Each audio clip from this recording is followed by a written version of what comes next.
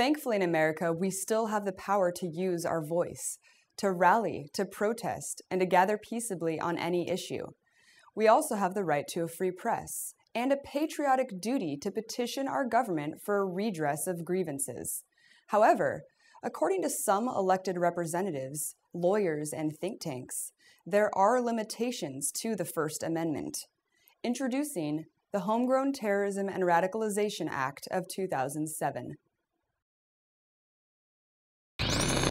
There can be no doubt the Internet is increasingly being used as a tool to teach and radicalize Americans and legal residents.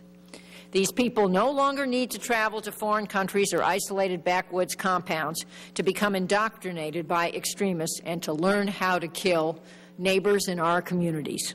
On the contrary, the Internet allows them to share violent goals and plot from the comfort of their living rooms. A problem with the President's own recently released National Strategy for Homeland Security tells us is here and is not going away. How we address violent radicalization while respecting the Constitution in the process is not easy. There is no magic pill or rule book or law that will fix this, but there are steps to take. Representative Reichert and I are co-authors of H.R. 1955, the Violent Radicalization and Homegrown Terrorism Prevention Act of 2007. One of the things that we have discovered is that some of the methods used by both our homegrown extremists as well as international extremists are the same. By trying to appeal to a closed group that is create a closed environment, they help influence the process of radicalization, as has been described earlier. Some of these are conspiracy theories that present a closed view of the world, such as blaming 9/11 as in part of an outside job or a job by outside groups such as the U.S. government, let's keep going, or Jews, etc. Some of these are pro-Iraqi insurgency videos. Some of them are media portals that people can enter into. We are creating a new center called Wired Trust that not only will advise the industry how to find dangerous content and people and movements on their networks, but to police them, to report them to law enforcement and to organizations that need to do something about it. And if they don't know how to do it, we'll do it for them. That will launch in the spring to make it easier. We'll train them how to do it, give them technologies to make it easier, and spot high traffic sites where you know there's something going on, whether it's child predators, sexual content, or radical groups, because there really are no different. We need to make sure that teachers and others understand the difference between truth and misinformation and hype, whether it's martinlutherking.org as really a hate site, or saying that the Holocaust never happened, or any of the other sites that make radicalization look like its core and will attract young people who are bored with technology and money in upper middle class neighborhoods, kids who never would have been exposed to this otherwise, who are not Muslims, who are not normally interested in radical groups, who see it as a way to become included, a way to become famous, a way to become in, a way to find a place to belong. The bill defines homegrown terrorism as the use, planned use, or threatened use of force or violence by a group or individual born, raised, or based and operating primarily within the United States to intimidate or coerce the United States government, the civilian population of the United States, or any segment thereof, in furtherance of political or social objectives. The broad definitions allow for new laws that can be passed that can basically equate social justice activism, civil disobedience, to terrorism in some ways. So in the past, if someone got charged for blocking a street and they got charged for disorderly conduct or obstruction of governmental administration, now, after this commission is done, if new laws are passed with the broadness of the definitions, the feds can now say, well, wait a minute, you threatened the use of violence or threatened the use of force.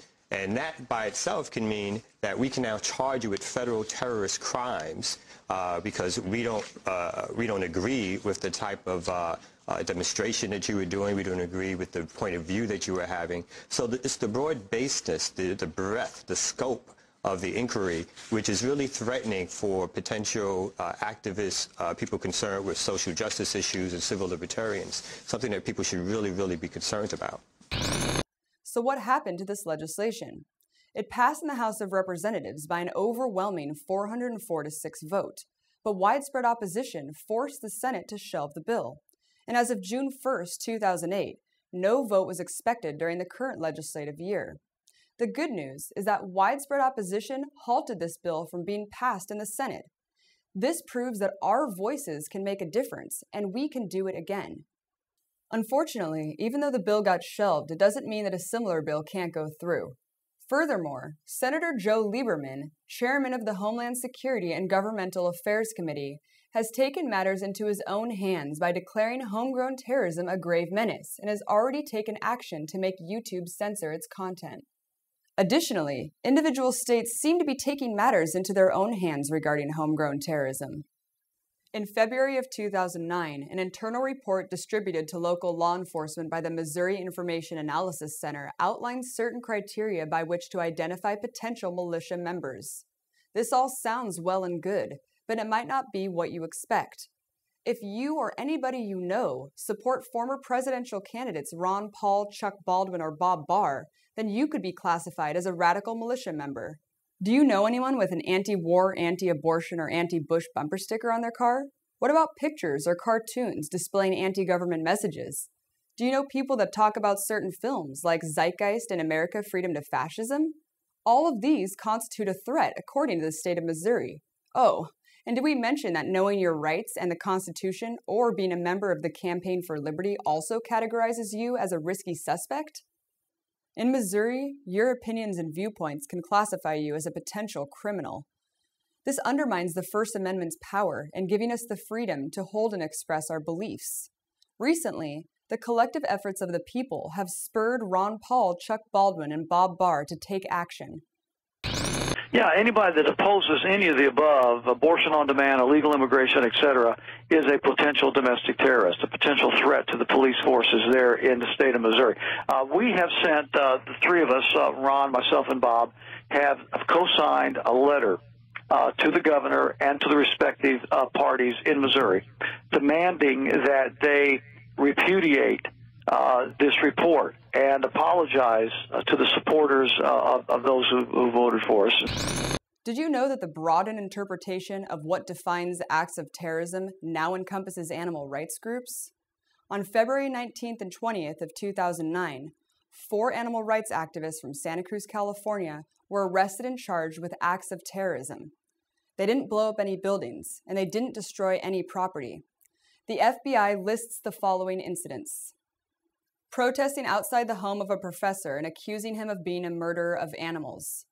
At another protest, activists marched, chanted, and chalked defamatory comments on the public sidewalks in front of the residences.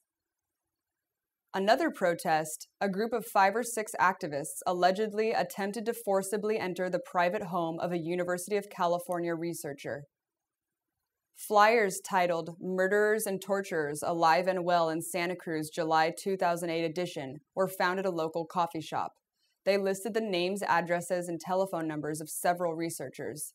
The flyers said, "Animal abusers everywhere, beware. We know where you live, we know where you work, and we will never back down until you end your abuse." Although some may disagree with their method for exercising their free speech, they were charged as terrorists and now face 10 years behind bars under the 2006 Animal Enterprise Terrorism Act. The only actual allegation of criminal activity is the mention of an alleged forced entry or trespassing. Everything else is protected under our First Amendment rights. So the question is, are these animal rights activists being charged because they really are terrorists? Or are they being charged because the powers that be want to instill fear and set an example for the rest of the nation? Unless we act now, the list of American citizens charged as being terrorists will only grow longer.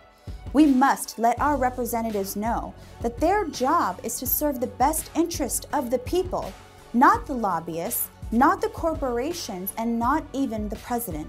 Protecting Americans does not entail stripping us of our birthrights.